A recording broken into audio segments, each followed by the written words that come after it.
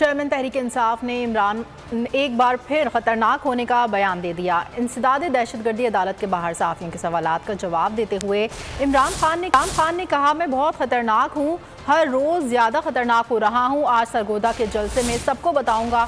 सहाफ़ी ने सवाल किया कि आपने हीरों का हार लिया, जिस पर इमरान खान ने जवाब दिया कि हार बहुत सस्ते होते हैं, किसी महंगी चीज़ की बात करो। चेयरमैन तहरीक इंसाफ ने इमरान एक बार फिर खतरनाक होने का बयान दे दिया। इंसदाद दहशतगर्दी अदालत के बाहर सहाफ़ियों के सवालात का जवाब देते हुए इमरान खान ने कहा, मैं बहुत खतरनाक हूँ, हर रोज़ ज़्यादा खतरनाक हो रहा हूँ। आज सरगोदा के जलसे में सबको बताऊंगा। सहाफ़ी ने सवाल किया कि आपने हीरों का हार लिया, जिस पर इमरान खान ने जवाब दिया कि हार बहुत सस्ते होते हैं, किसी महंगी चीज़ की बात करो। एक बार फिर नंबर 1 सब्सक्राइब करें और बेल दबाएं ताकि कोई खबर रह न जाए।